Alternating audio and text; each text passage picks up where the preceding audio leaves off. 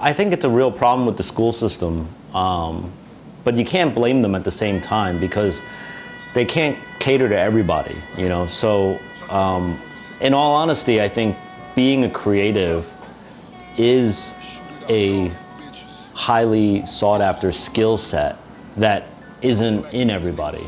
You know, you can't, if you had a school of 1,000 kids, like a public school with 1,000 kids, you can't say all 1,000 kids will be great creative minds. It will more likely be like 10 of them will be, you know? So if you're programming a school, if you're a principal or if you're the head of the Board of Education, you can't make a program that is based off of like the minority. Unfortunately, you need to make a school program that caters to most of the people, which most of the people are gonna be I at math and I at English, right? And it just so happens that you're gonna get a lot of jobs for people who are good at math and good at English, right?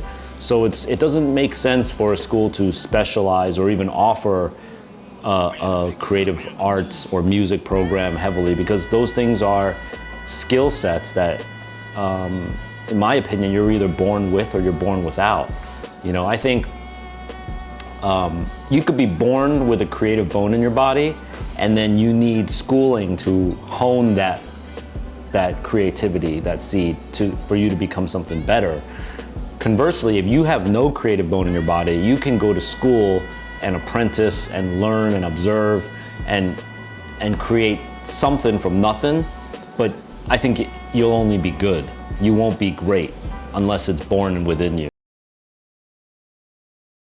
We don't have any creative industry. Industry brings infrastructure, infrastructure brings money. And naturally with that, money pollutes and taints certain things and certain people for different reasons. So it's growing and it's young because we don't have that infrastructure, that industry here that's gonna bring the dollar to it, the dollar amount. For people that are in our specific situation right now, it's not necessarily the best thing just because we want to get paid to do what we want to do. But there aren't that many industries or jobs in this area that allow for you to do that. So you have to work to build your own infrastructure. And then I think a problem that comes along with that is a lot of creatives don't think about infrastructure. They just want to create. So they don't think about infrastructure and they don't think about the ability to be able to pay their bills with their specific skill set. What's going on? My name is Karan J. I'm the owner of the brand Kings Rule Together. Kings Rule Together is a lifestyle brand based out of Philadelphia. We promote dressing the part as well as acting the part, and we use our garments as a style and promotion of peace to promote inspiration. So everything that you see that we do is all catered around positivity through art, fashion, and philanthropy. I started the brand in 2010 as a way to showcase my individual endeavors with fashion and styling and photography and doing events. And I introduced a movement. It was an organic movement. And once I did that, in 2011, I turned it into a clothing line. Kings Inspire Kings and Queens Inspire Kings is used as a silent promotion of peace to promote inspiration and respect for others. I use the word king as a word of endearment that means strength, power, responsibility, wisdom. I started KRT as a platform to showcase my fashion and my vision through the world. And through that, it also allowed me the opportunity to also give back through the community and give back to others. With KRT Cares, I'm able to do school visits, necessity drives for the needy, and offer guidance to those who want to reach their goals. Well, my personal style is a melting pot of many different people that I've came in encounter with, many different places I've been. I get a lot of inspiration from a lot of different places and people. So I feel that, you know, with my style, I give it my own individuality because it's a necessity for me to be my own person.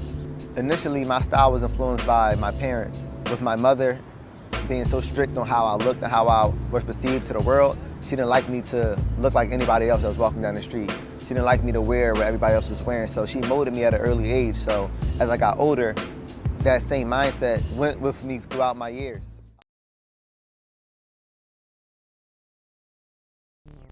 My collection right now is at least $15,000 worth of shoes. Am I gonna let $15,000 go to waste?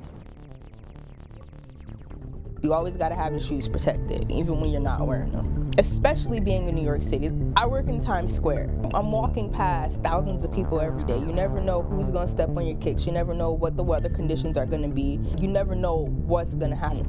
Over time with shoes, if they're white, they're gonna turn yellow. If they're black, the black is gonna fade. Colors fade on shoes. When my Jordans start to yellow, to me it's a sign that I've had them for a long time. It's a sign that they're an OG shoe. You know, I don't mind that, but I know some people who hate that. So if you want to do that, it's important to wrap your shoes. When they're in the box and when you're wearing them, you gotta take extra care of them. Always important to protect the shoes you are collecting and that you're wearing.